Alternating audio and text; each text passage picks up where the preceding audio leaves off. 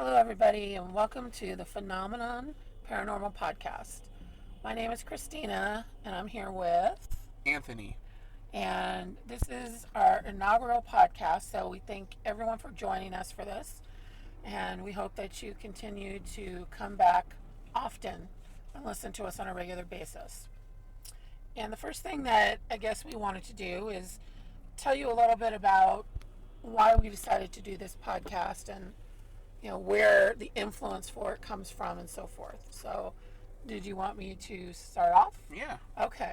All right. Well, the paranormal is something that we have been interested in pretty much our whole lives. This goes back to my childhood growing up, living in a house where we had some interesting experiences. And my father also was a big believer in the paranormal, spirits, and everything that it included. So, I was influenced by that as well. And I think in turn, Anthony can attest that he's had similar influence here. Yeah, definitely. I can say that, growing up, I was given kind of free reign to form my own opinions and view the world the way I decided to. As a child, I would have experiences like seeing shadow figures running up and down our hallways at night, to noises, voices that we couldn't quite explain. I remember once as a child, we came downstairs and all of our cabinets and everything was open. Seriously, we couldn't explain it. And from that point on, we've had experiences through our life that we just can't explain. Stuff you'll probably hear me mention throughout the entirety of this podcast series that we do.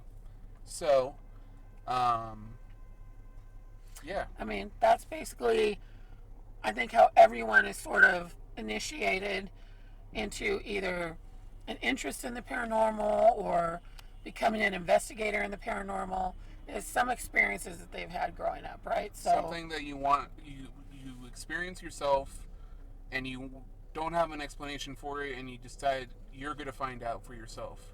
And so you go into researching, this field. Who's come before you? What have they learned?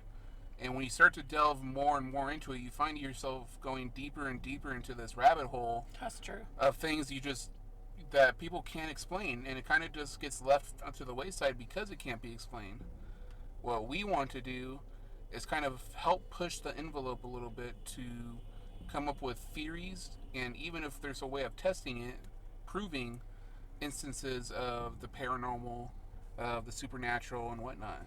Right, and even there will be times where there are things that can be disproven, but that's okay. I mean, not everything is going to be paranormal, No. but there's plenty out there that is, at least in our belief. So, which leads me to something else when it comes to beliefs.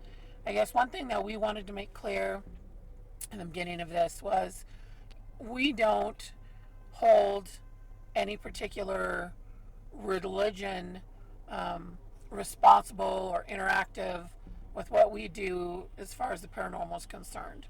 We also don't denounce any particular religion or anyone's belief system in any way. We respect everyone's belief system, no matter who you are, what you believe in.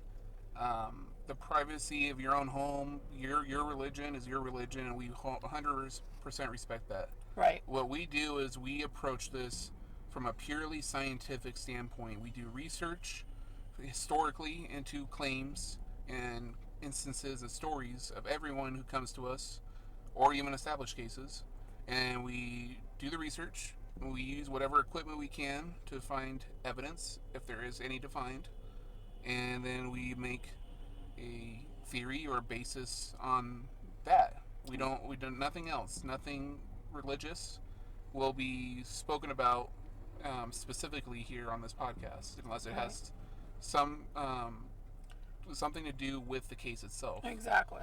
You know? Right. And so, hopefully everyone is on board with that, and that's just how we feel about it. And when it comes to science, I think that's kind of where we're going to talk about one of the first things today that we want to broach here. And, it has to do with, I guess, what people commonly want to refer to as ghosts Hmm. or spirits. This is a very interesting thing that kind of brought us into this um, desire to investigate this phenomenon at a higher level than we already had. It Right. took us from an interest and curiosity in the paranormal to wanting to dedicate ourselves to fully learning about this field. So I'll let Christina kind of explain the details of this case to you. Yeah, this is really interesting to me. And, for us, there were personal reasons, I guess you could say, in recent years where we wondered about communicating with, relatives that have passed on. And, my parents in particular, from 2012 and then in 2019, they had both passed away in those years. So, the thought of the possibility of, first of all, what happens after we die, how do, if at all, is it possible to communicate in a scientific type of manner as opposed to, well, some people may go to a medium or some people have seances. I'm not exactly sure where I stand on any one particular thing. So, in doing research and seeing a particular article, it really did ring true to me, and I can explain more why. Um, the idea of spirits as energy left behind has always been very intriguing to me. Yeah. And ironically, there have been many times that Anthony and I have had this discussion Right. about, you know, it doesn't sound so out of the realm of possibility to me because there are many things that we can't see that we know is there. A lot of energies from sound waves, microwaves. Gamma radiation. Exactly. Even the air we breathe. Right. We know it exists because we need it to survive. We're breathing in and out right now, Right. but you can't physically see it with your own eye. Right. There's a lot of tangible things that we cannot see that we know exist. So, the other thing is I have a background in the medical field for 30 years. And one thing that I know to be true is that our brains are very much an electrical organ. They send electrical impulses to us all day long. They measure brain waves to tell if we are still alive or not. These things all tie together into this theory that I'm going to be talking about today, which is the quantum consciousness theory. And this came to light when I was doing my own research.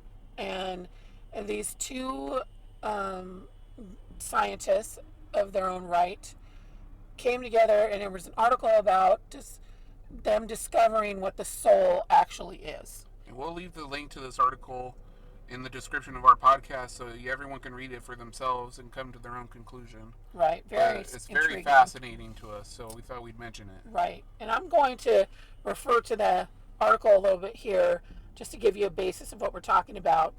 And there's an anesthesiologist, a doctor and professor emeritus. His name is Dr. Stuart Hammerhoff, and he and a British physicist by the name of Sir Roger Penrose have been studying since 1966 this idea of the quantum consciousness.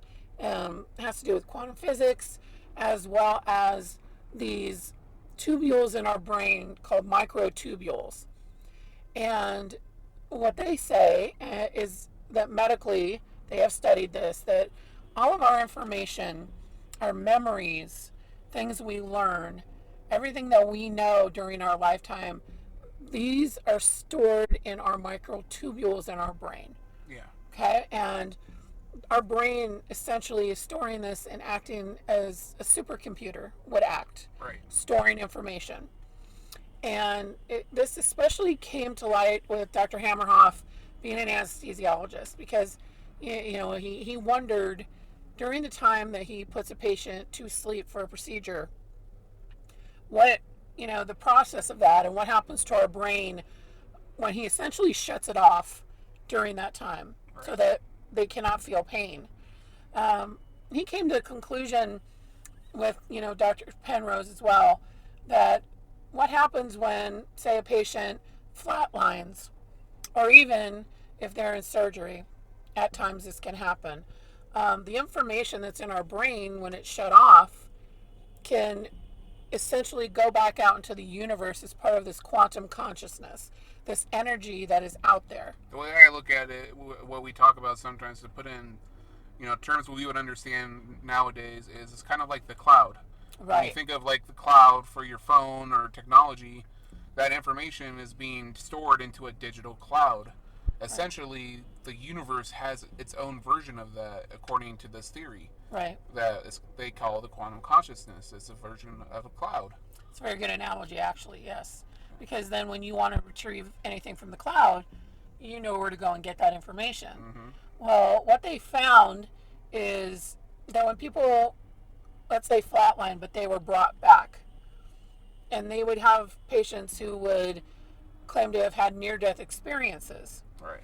and things that they could even see being worked on in the ER operating room or what have you, or they'd be able to give these vivid descriptions of other places, other times, other people, that that information that went out into the ether and went into the quantum consciousness, if they're brought back to life, it's able to come back. It's able to come back into their brain, into them, essentially, and they can retain and recover those memories. So, essentially, their theory is that that is literally the soul of us, is the information that we hold in memories in our brain.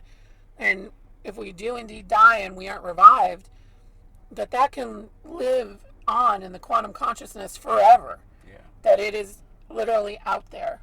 And that to me makes so much sense from a medical perspective and a scientific perspective, as opposed to, let's say, where do we go if we don't believe in scientific things? Mm-hmm. How is that out there? How do people explain people who are left behind that don't go somewhere else? Right.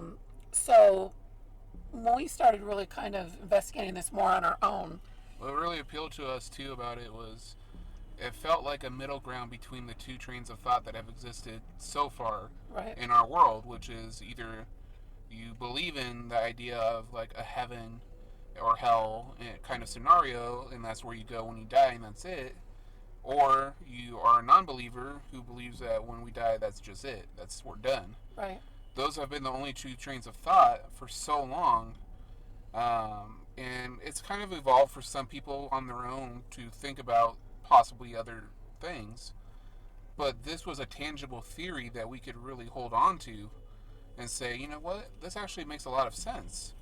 Um, the idea of the universe, naturally having its own cloud kind of service, for lack of a better term, this quantum consciousness, really makes sense when you try and explain things that are unexplainable. And right. instead of just saying, well, we can't explain it, so it just isn't real, well, what if it is real and there's forces in our world that we just don't understand, especially if there is a quantum consciousness. Well, exactly. And the great thing, too, for anyone listening, Dr. Hammeroff doesn't exclude religion either from this quantum consciousness theory. No. He's not using this as a replacement to say, well, it's either this or that. It's either this way or it's religion. Mm-hmm. It's actually quite the contrary for him, because he is a religious man and he does believe that, this could actually tie the two together. Right. Just because the soul may indeed be energy and energy can be left behind, that doesn't negate your religious beliefs, or it might even make them stronger in some instances. So, that's kind of what I like about it. It's a non-judgmental explanation. It gives a way for people of all backgrounds to kind of come together, Right, and say, no one's saying anyone's right or wrong. right, Anyone could be a part of this because this is just a scientific way of approaching something that others view as their religious belief system. right. You're not excluded, in other words. Exactly. This explains things that you've always felt you believed and knew to be true in a scientific way. Right, and I find it comforting. Yeah. because as somebody who doesn't have a specific religious background here myself, but having relatives that are no longer here, to me, it does give me some comfort to think that they're still literally around us at all times, or in fact, in our case, that we could even communicate with them Right. if we were to reach out. And so, the thing that tied this together for us even more brings us to one of the things we're going to talk about during the course of our podcast, and that is actual spirit communication. Right. So, for us, that road was something that we have seen ourselves before many times, but that we decided to embark on our own, which is the spirit box. Right. So, do you want to explain what the spirit box is to anyone who may not know? Yes, we have seen this on many ghost hunting shows before. I mean, obviously, our interest in the paranormal allows us to watch the paranormal shows all the time. And one of the devices that they constantly use in the modern era is called the P-7B7 Spirit Box. Essentially, this device is a radio scanner, but it operates at such a high speed of rate that the concept is if there are spirits here, if there are entities, they can manipulate the energy of the white noise coming off of the radio, scanning so fast to speak to us. And if you hear more than one word, especially across multiple stations, it kind of speaks to the fact that it's not a radio station you're hearing, but instead someone trying to communicate. Especially, when we use this device, it's very clear when you hear a radio station, when you hear music or someone talking on a talk show. It's very clear, and it's very quick because you're scanning so quickly. But this device we've been using now for about a year and a half, and we've caught some pretty amazing things that have definitely reaffirmed our belief in the supernatural and kind of pushed us more to take a more investigative stance in the field instead of just a mere curiosity. Right. It's reaffirmed our I guess you would call it a belief in the theory of the quantum consciousness that Christina was just talking about. We've got some amazing things. One thing we'll explain after what we're about to do about a very particular interaction that we've had over the last year and a half that really is going to be a constant thing that we bring up in the podcast because it's an interesting subject. Right now, what we're going to do is give you a brief example of what our spirit box sessions are like. What we want to do throughout this podcast is bring you live investigations where we do spirit box sessions. And what we want to do is give you, the listener, the ability to first hear what you hear. You listen to the spirit box session and tell us what you think you hear.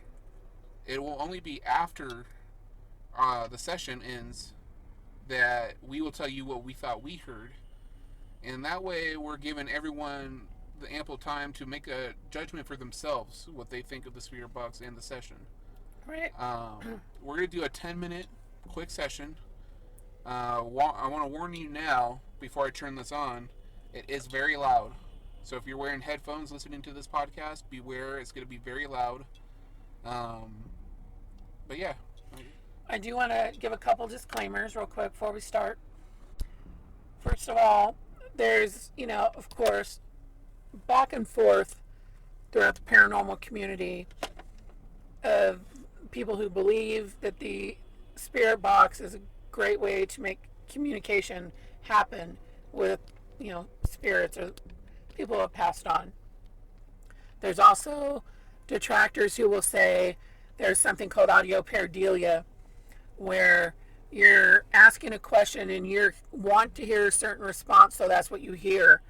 The issue I have with the idea of audio pareidolia is that, having used a spirit box now for over a year and a half, as Anthony said, that it doesn't happen that way.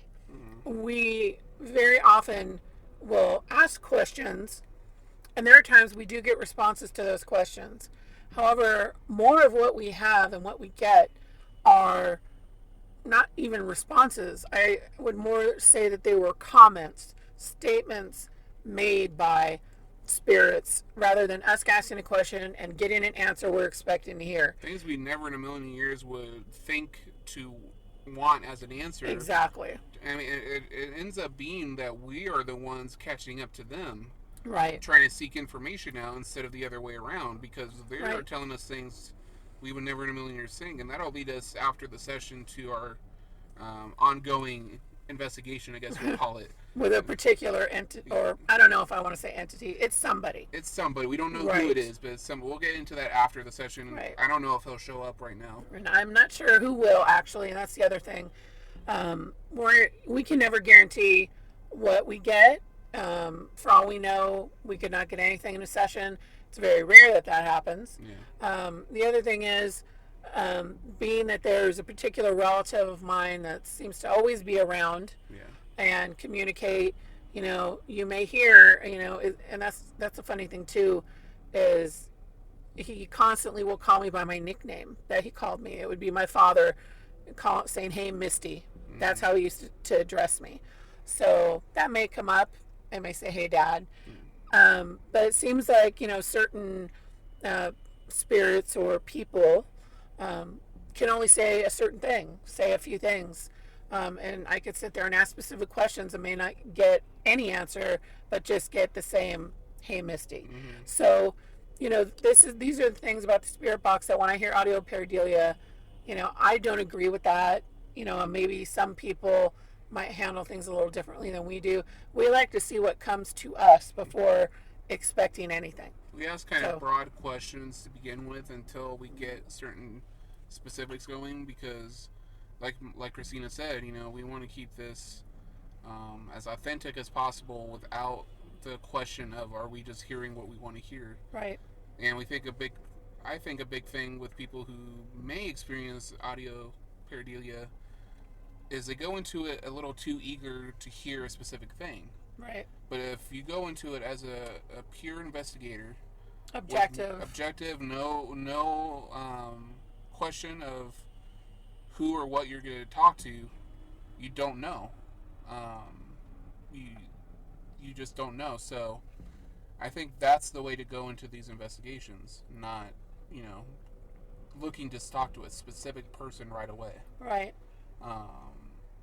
And another thing I'll just mention that in the future we'd hope to do is also a method that we've learned from another team. If you guys haven't heard of them, I'd be surprised, but if you haven't, their names are Greg and Dana Newkirk. They have a team with a show called Hellier. There are two investigators, Connor and Carl, who worked as paranormal investigators at the Stanley Hotel. And they developed a method using the spirit box called the Estes method.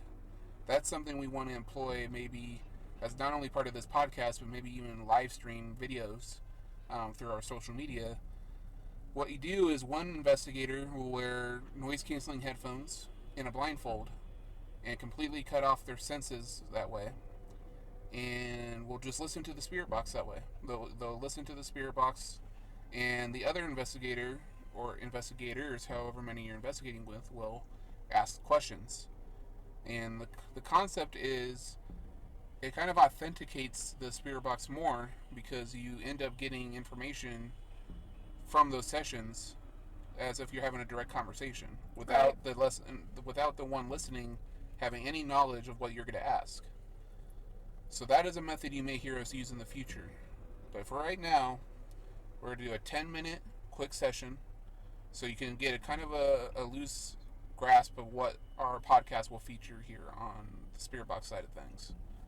And again, as Anthony mentioned, we recommend earphones for this, and you will have to get used to the loud static noise that comes with the Spirit Box. It's a definite shock, so Right. Be sure maybe leave your headphones out for the initial setup, and then put your headphones in as soon as the session starts, so that you're not shocked by the... Right, and that way you can adjust your volume accordingly, and what you're listening for is going to be the words that come in between the static, and you'll know what we mean once you start listening. Yeah. All right. Here we go. It's going to get loud, so here we go.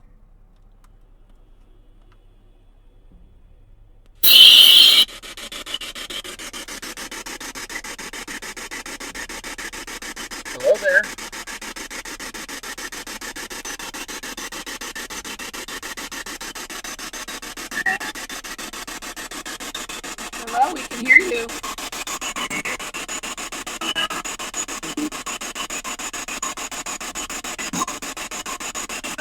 Can you tell us your name?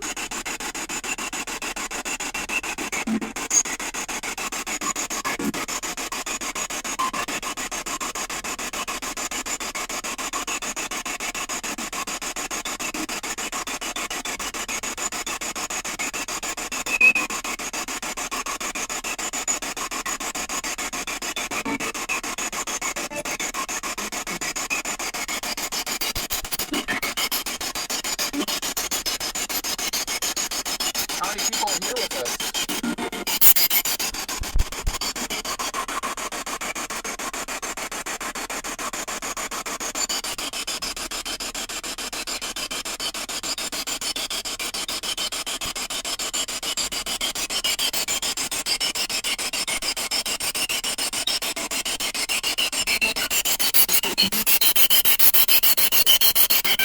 We're here. We can hear you.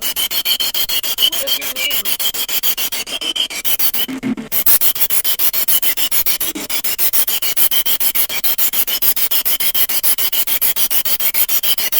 Can you repeat your name one more time?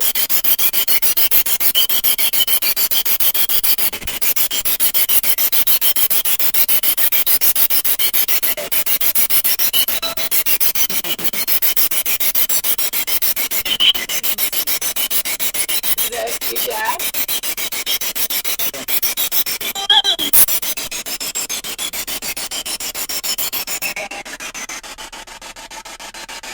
We're here listening.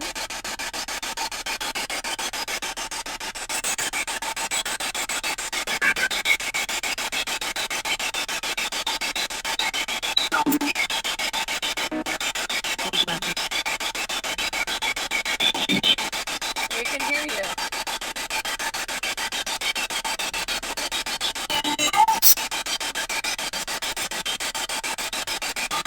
Can you tell us where you are right now?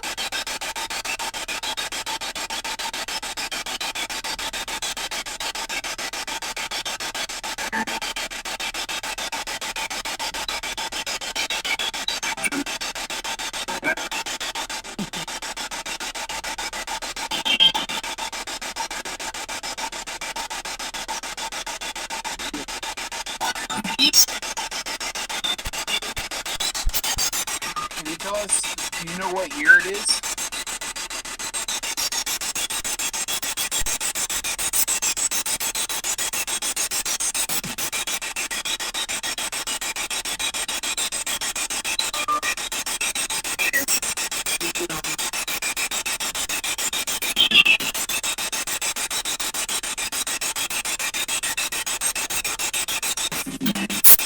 Somebody asking for help?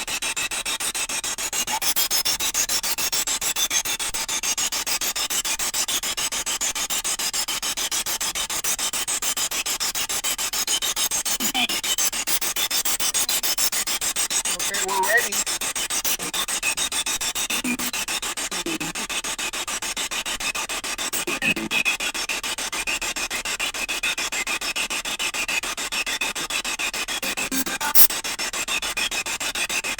Who is the last president that you remember?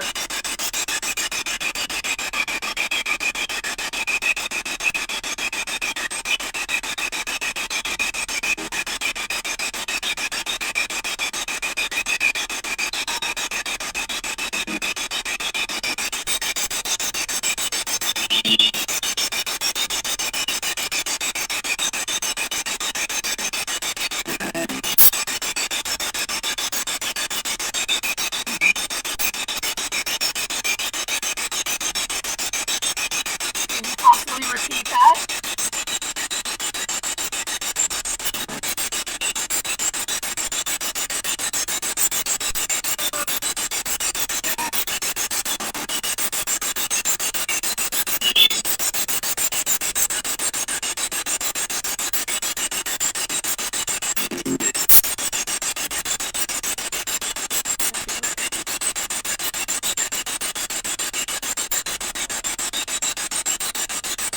It's okay if you don't remember or have the strength. Can you at least give us your first name?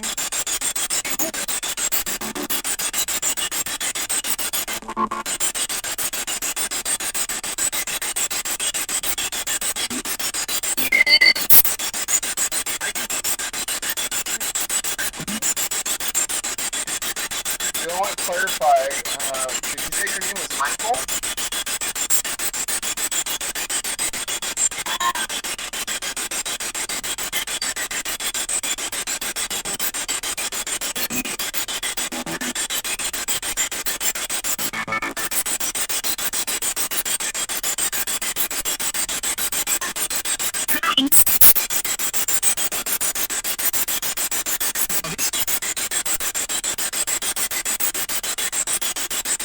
We're hearing people talk. Can't always hear fully what you're saying.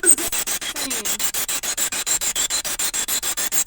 you have a message for someone?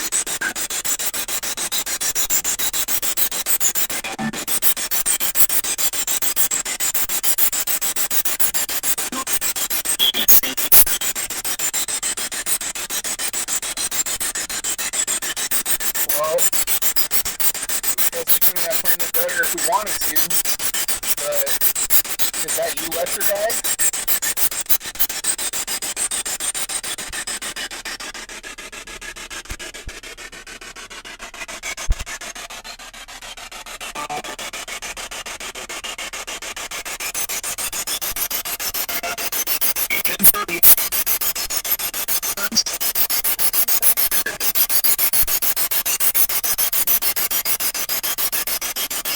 What happens at 10:30?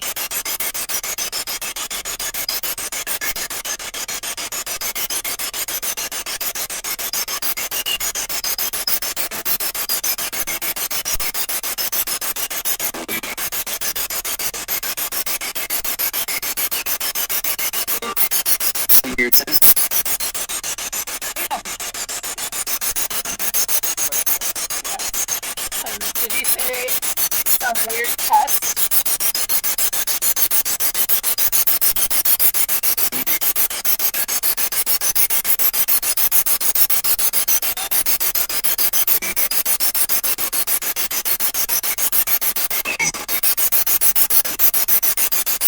What kind of weird test?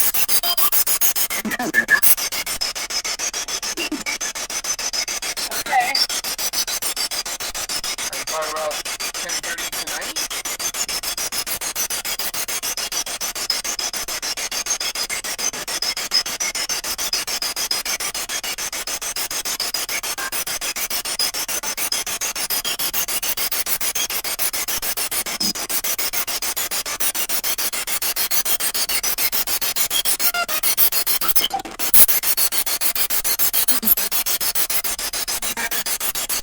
My God, I heard that.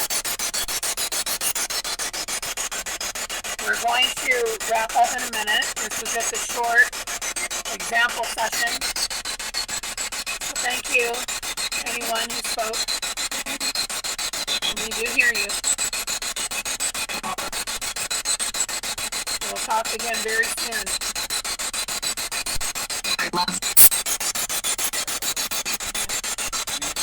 If our relatives are listening, grandparents especially, if that was you, we do love you very much.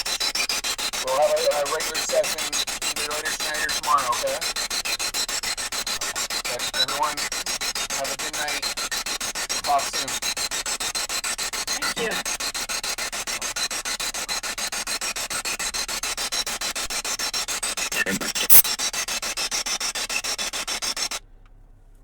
Okay, so That was an example of our session, and I guess we were very fortunate that you got to hear something that will lead us into what we're going to talk about next. You so may have heard me mention a title for whoever it is we're speaking to. We call him Lecture Guy. I'll let Christina explain that whole thing. okay, lecture guy. So during the course of, when we first started doing these sessions, things sort of progressed in an interesting fashion, I guess I would say, from not hearing much in the beginning to then having, especially a lot of connection with my father come through. And then it seemed as if suddenly it was like a beacon anytime we would turn on the spirit box. Um, we're especially doing it in the house, for example, and you turn it on immediately. We hear several voices coming. Um, they're here. Is that him? Different things of hearing people almost talk to each other to say, hey, they're here, they're online, Yeah. And everyone's starting to talk all at the same time. Very often. It's like the house was starting to fill up. Right. Kind of like a stadium. Right. Like it got so loud that whoever was prominent at the beginning would say, too many to count when we asked them how many people were here. Right. Or something we get regularly is there's a lot of us. Yeah. We'll hear that quite often. So, and then somewhere in there, we would get a very regular visitor who would pop in, and we affectionately gave him the name of Lecture Guy because his voice and the way he makes his statements come across very much like some sort of old newsreel from the 50s, of someone giving a lecture. Yeah. Like if you've ever seen the old newsreel footage in black and white where there's somebody with a diagram and they're pointing at charts and they're giving this sort of lecture, that's how his voice sounds. Mm-hmm. And the statements that he makes sound very interesting. We'll just say it's a lot different than our interactions with a typical what you would call a spirit or a ghost. Right. If and again, we're testing all this, so we can't say for sure one way or another. Right. But this person's responses are nothing to do with our questions regarding the paranormal. Right. At least in regards to spirits and ghosts, which is what we set out to do with this spirit box when we first started. What instead we are getting are very strange messages. That's what it is. It's a difference. He's trying to tell us something every time we do a session, and it all seems to be very official. You heard one of them right now that there was a word that was added that was a lot different than the typical ones, but you may have heard someone who we refer to as lecture guys say a weird test. Right. That was one of the words or phrases that we captured that we heard very clearly right now. Right. Typically when we do these sessions and lecture guy pops up out of nowhere without warning, he'll say something in regards to a test. Right. Or testing, as if it's in process already. And he'll often give timelines, whether it's in 2 weeks, and then maybe 5 minutes later we'll hear the next thing he's trying to say about it. Or in this case, we heard 10:30, and then he said, well, I said, what's going to happen at 10:30? And a weird test. It all seems very, like, for lack of a better way to explain it, like some sort of hush-hush government, science, something. At first we were worried that we were getting some sort of radio interference. Right. Maybe even like someone communicating in a weird way. Our device may have picked it up. We're considering that because, we want to be objective about all of this. But as these messages continued coming in, they got stronger and more emphatic. More frequent.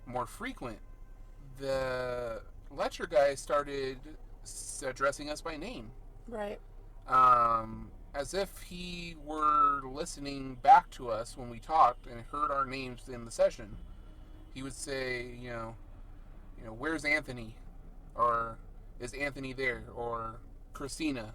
Or, you may hear another person on this podcast sometimes, her name's Alyssa, ask for her name. It's as if he knows who he's interacting with.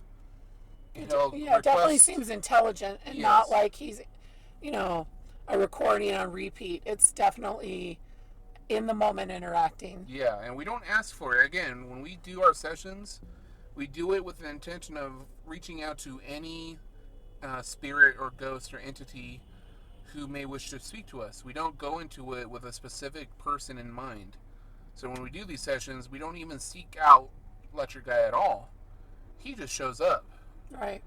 And that's kind of a mystery that has kind of evolved into an ongoing mystery that we hope to continue looking into, not only on our own, but in our podcast here.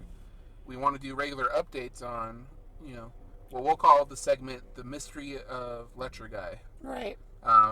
For now, I guess we'll come up with a better name somewhere down the road.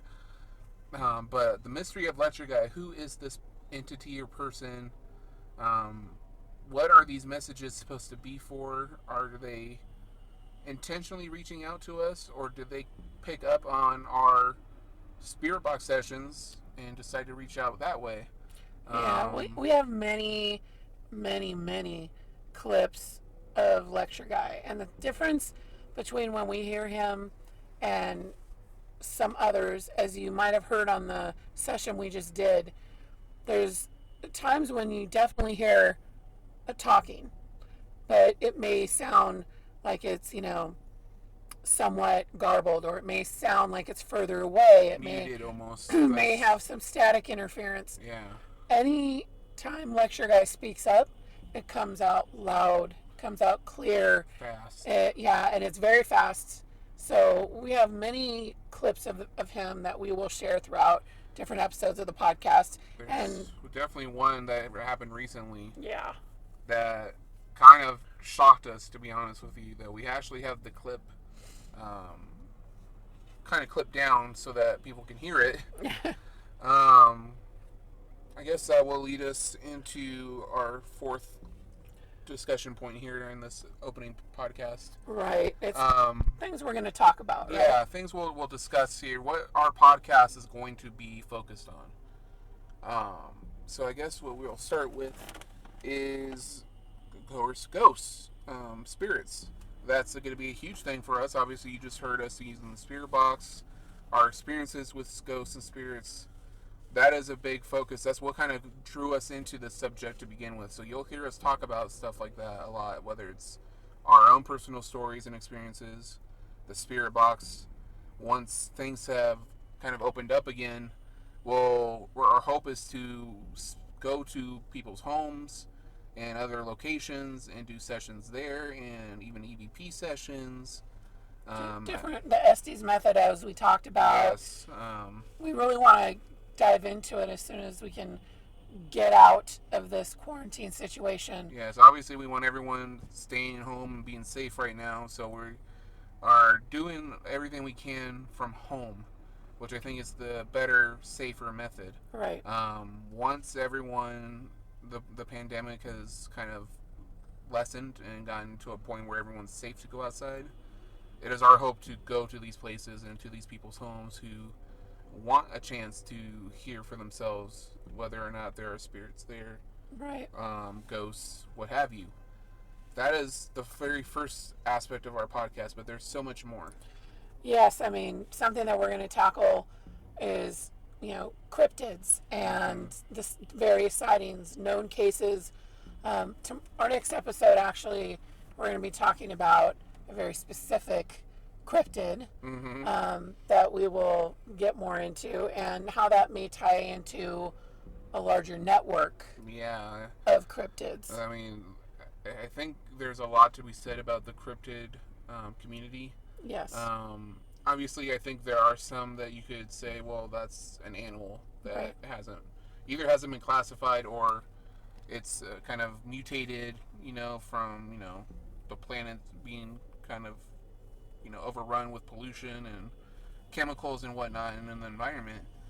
But I do think there is weight and validity to a lot of these claims of cryptids. I think that there is something to be said for them, and we have a lot of theories and opinions on what these cryptids could be. And again, it's all theory and conjecture and needs scientific study. But we have theories on who and what these cryptids are, and where they come from. Right. And we'll talk about all that as we dive into that portion. We also segue into UFO sightings and alien abduction stories. Yes, and again, any listener here who's listening, if you have a story that you want to be told on our podcast, we'll list our email in the description as well. Feel free to reach out to us. We'll talk to you through private messages. Will you disclose as much as you want? You can remain anonymous. Yes. If you don't want to appear audibly on the podcast, we'll tell the story for you. Whatever you decide, you feel free to reach out to us and we'll discuss details. But if you have a story in any of these departments, ghosts, cryptids, UFOs, feel free to reach out. Definitely. Especially if you have yourself feel like you have been abducted at some point by a UFO or alien being, we're here to listen to you. We'd love to hear your story. We are approaching things from a very scientific standpoint, but I believe, and Christina believes, that as a scientific standpoint, you should always approach it with an open mind. Right. We don't discount people right off the bat who have a story to be told. And we don't pretend to know what is and what isn't. Yes, so if you wanted to tell us something, tell us. But definitely UFO sightings, alien abduction stories, both well-known cases and unknown cases that we are hoping to tackle. Right. In this regard. And that leads us into established cases. Whether we discuss urban legends, right, that are well known and have appeared not in just one region but in many regions around the world. We'll discuss those. We'll investigate known cases. I mean, a big one I think almost everyone in this community knows is the Mothman case, the Mothman prophecies written by John Keel. That whole case kind of inspired us a lot when I was younger and Christina was younger, to study the more, I guess you'd call them, the weird, strange aspect of the paranormal. Yeah. Because there was a lot of weird stuff that went down in that case, and it kind of fascinated us. Absolutely. And interesting enough, that case has, in recent years, tied into our favorite case in paranormal. I guess you call it a show, but it's a documentary. It's called Hellier, as we mentioned earlier, from Greg and Dana Newkirk and their team of investigators. We won't go into everything about this case right now, but essentially someone reached out to these two paranormal investigators through an old email that wasn't being used anymore, claiming that goblins were coming onto their property. And if you're at all familiar with the Kentucky Goblins case, it ties into all of that, ties into the Mothman. It all has connections to it. Whether those connections are people involved, or if there are cryptids and UFOs involved, or government, Men in Black kind of scenarios. That's another thing I love to get into, is the Men in Black phenomenon. Absolutely. And real sightings of these people. That is also the kind of stuff, and of course, something that comes with Hellier that we learned about are synchronicities.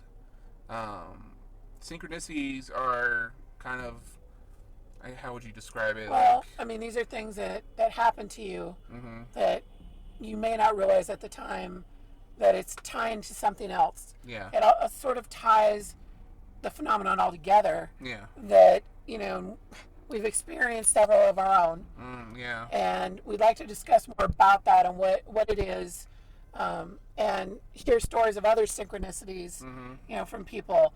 We can definitely dive into that, because it seems, once you're aware, I think, of the possibility of synchronicities, you start noticing them more than you ever would have, I think. Oh, way more. So they're just constantly there. It's almost like it opens up your mind in Absolutely. a new way. Yes. To where you're seeing the world through a new set of eyes, kind of thing. I agree. You're seeing things that were always there, you just never really paid attention to it. Right. I think your subconscious kind of stored all that information away, and now that your mind's opened, you're seeing it for the first time. Oh yeah, absolutely.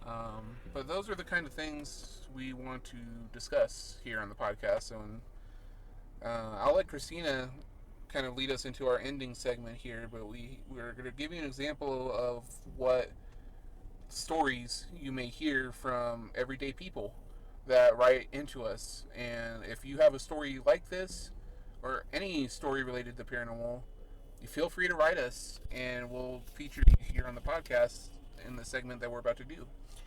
Yes, this is going to be a personal story from somebody that wrote to me personally. This is because I was researching some specific areas around the Mojave Desert Yeah. and into strange happenings that go along with it. This person wrote me a short account of something that happened to them. And this is just a little brief story, but I wanted to share it with the podcast to give you an example of the stories that we'd love to hear from everybody. I'm not going to give his last name, but this is from David, and I'm going to read you his account. In 1999, my girlfriend and I were out picking around an old incline mine shaft east of California City. It was late afternoon, the sky was clear, and there was nobody around as far as you could see. Winds were calm, it was just a nice day. We had been down the shaft, and we were just standing near the collar when the best I can describe it would be an incredibly loud electromagnetic pulse engulfed us, as though an invisible rocket just passed feet above our heads. Only it wasn't a rocket or any other aircraft, as that sound would have trailed off away from us. Both of us were startled. I looked at her. I didn't have to ask if she heard that, but I did anyways just to make sure I wasn't having some kind of health issue. But no, we both heard it. Now, I'm a pilot. I understand the physics of aerodynamics, and I cannot explain what that sound was because it wasn't a plane. The location where this happened is right in the middle between Edwards Air Force Base and China Lake Naval Weapons Center. So there's jets flying by all the time, but not this time. It was like we got hit by some kind of electronic weapon. The only natural explanation I could come up with is there's such a thing as the piezoelectric effect, and where we were standing was along a fault line, which is where most mineral deposits are. I suppose it's plausible that pressure deep in the earth against quartz released a piezoelectric charge. There was a 6.5 earthquake 100 miles to the east about 7 months later. When I say it was loud, I'm talking front row at a Judas Priest concert loud. And the thing is, David said he had never experienced anything like that in all his years as a pilot. Even the earthquake that he mentioned, it was 7 months later.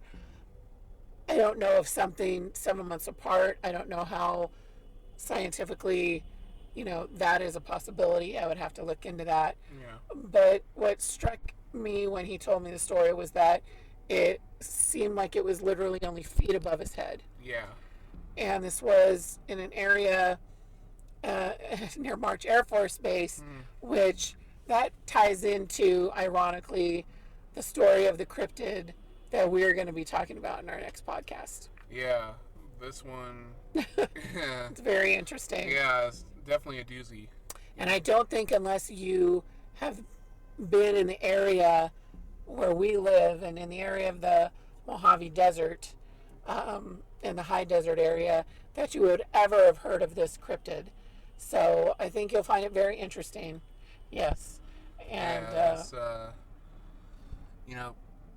we learned as we've lived in the Mojave area more and more that the Mojave is a strange place. It's got some weird energy that it's hard to say is all natural.